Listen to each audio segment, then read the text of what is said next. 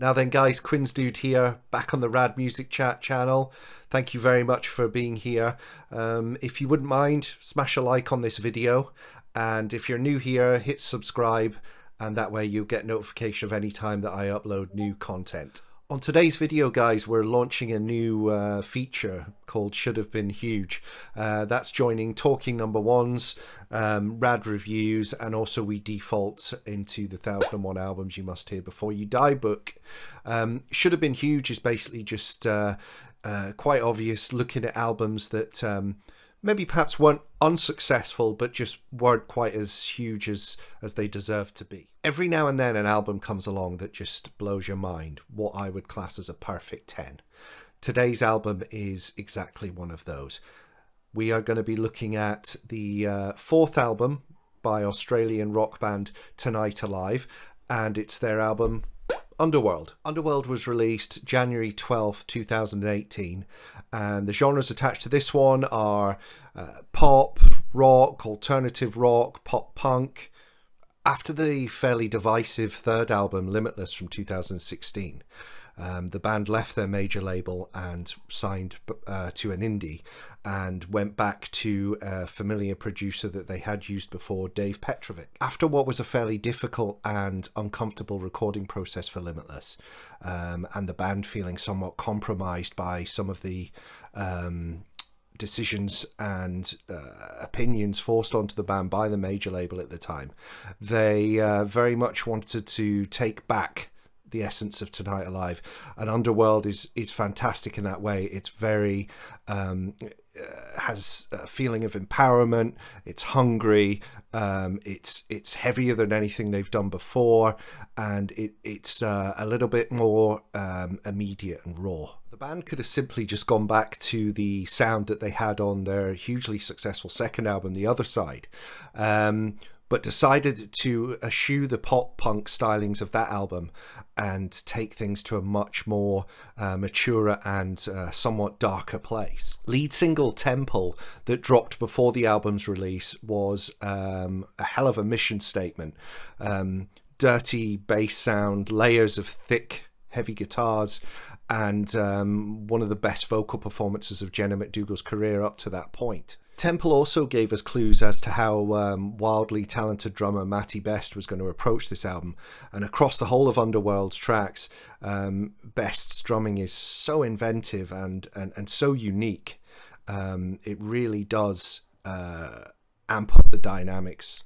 Album opener Book of Love shows that Temple's weightiness wasn't an accident.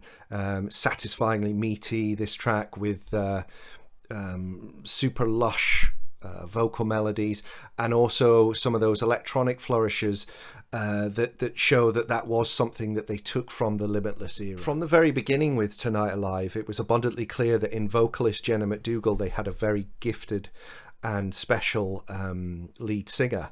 It becomes very clear early on with Underworld that at the time of recording she was 25, and her vocals have just they've gone up into the stratosphere. Take a track like Disappear, which was another single from the album.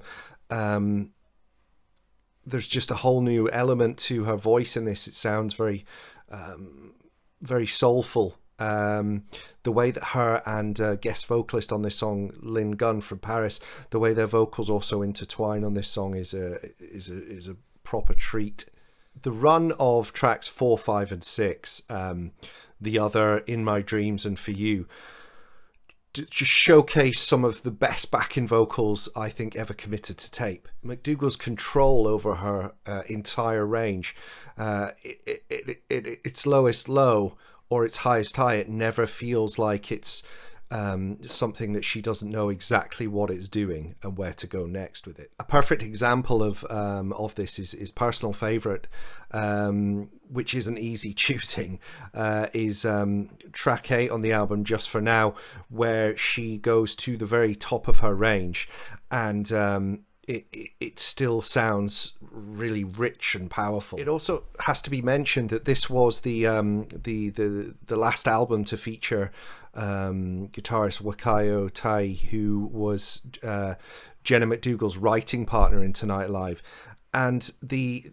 songwriting across Underworld is just levels above, and you know, it's no surprise to know that Ty's now enjoying a you know, successful career in the States as a songwriter and producer in his own right. A real surprise for fans on this album was the track 13, the closing track, which is called My Underworld. And this actually features guest vocals from Corey Taylor.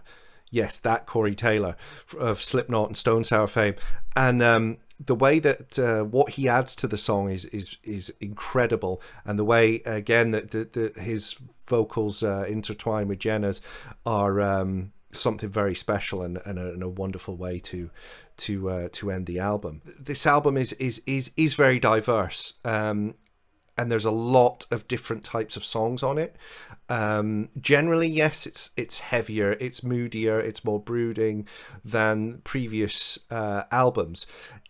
The thing for me though is again, and here's the cliche, is the fact that it never doesn't sound cohesive though. You know, there's not one moment on this album where you think that doesn't really sound like it fits, or that doesn't sound like Tonight Alive. So essentially what Tonight Alive had done here is kind of almost gone back to the essence of the band that they are, but also there's some a whole lot of reinvention here as well.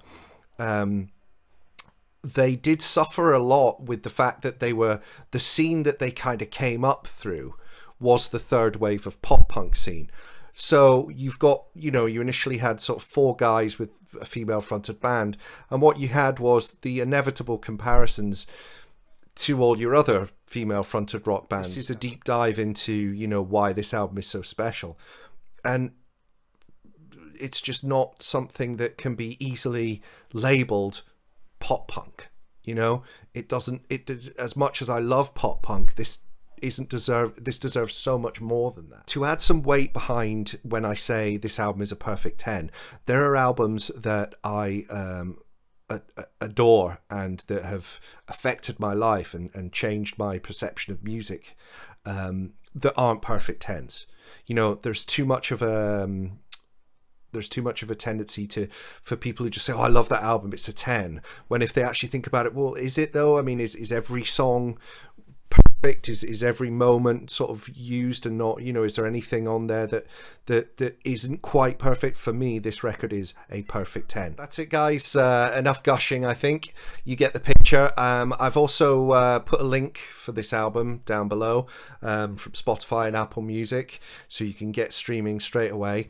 I'd love to know what you think, as always, if you're already a fan of the album, or if you're going to check out the album, or you have checked it out after this review, and let me know. So yeah, thank you very much for watching. As I say, please like and subscribe, and yeah, we'll see you on the next one. Stay rad.